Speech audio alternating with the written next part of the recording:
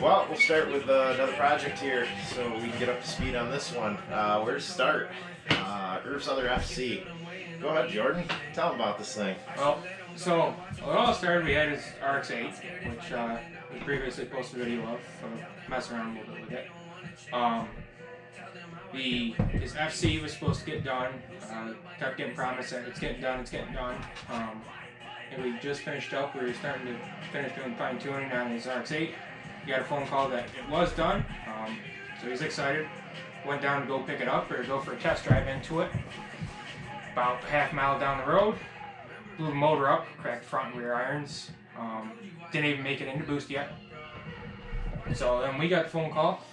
Yeah, come and get this thing. I'm done with these guys. Thing was annihilated. We got there, lights hanging out of it. Thing shouldn't even went down the road more than anything, which is kind of crazy. So we'll start with a little bit of teardown on this.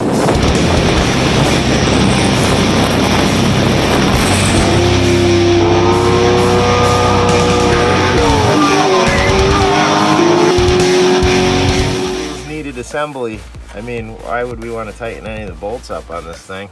Or no tools installation required.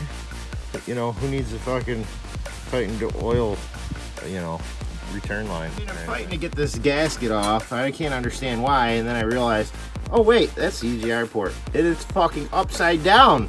So it's underneath the, tension bolt. Fuck it, right?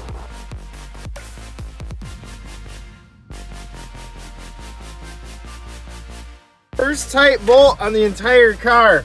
Holy shit, a little bit of struggle, we got it.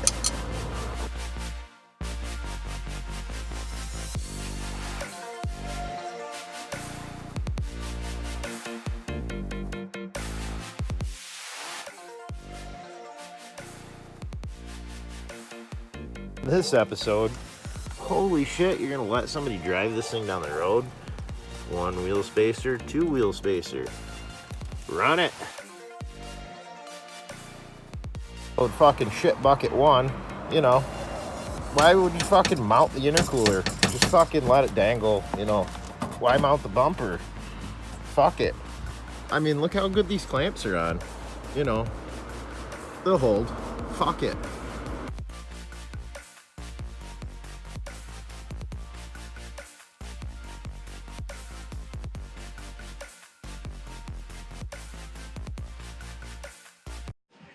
Alright, so as you can see, the more we dug into it, the worse it got.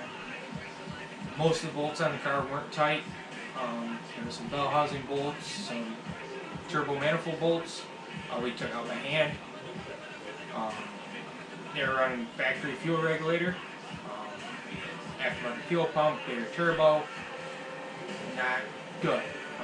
Even if the car didn't blow up that soon, it wouldn't have held together.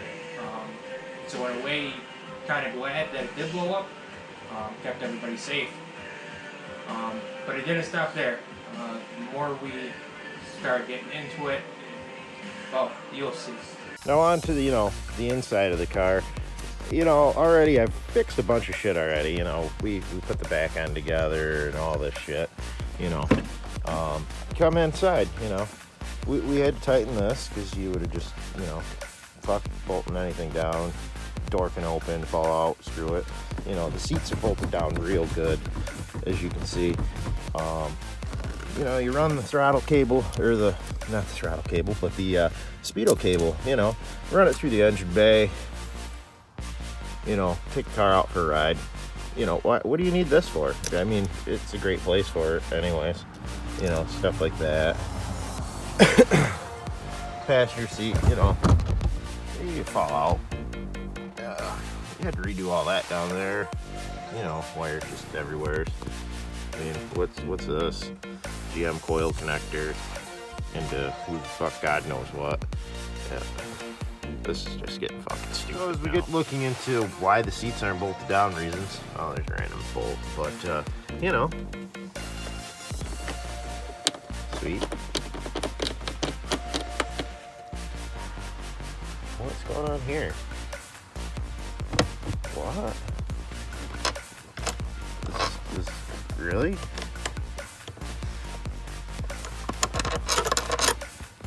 sweet. Kind of, I guess. But, you know, I leaned on the dashboard and realized, hey, this shit ain't bolted down either. Why? This is just getting better and better. So we took 3 days. We pulled the old motor out, put the new motor back in that I built about 5 years ago. Redid the fuel system, put a fuel regulator on it so it would have some boost reference. Put the interior completely back together. Bolted the seats down so we could take this thing down the road and not die. Doors latched, all that good stuff. Straightened out the wiring. And we still have a ton more to do. We did get it going. We took it for a couple of rides down the road. Didn't really get any footage of it.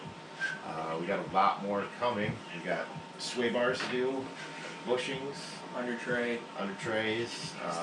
Still got to get the motor broken all the way. Yeah, because we only got about 20 miles on the motor so far. But more fuel system stuff. Changing a little bit of the intercooler piping because there's a portable kit from eBay. Good old eBay. A lot more to come on this car. So that noise, Irv, is the wastegate being open on idle, strangely enough. Like it has no springs in it.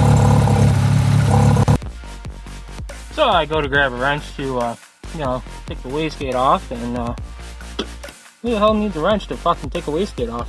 Just fucking leave it loose.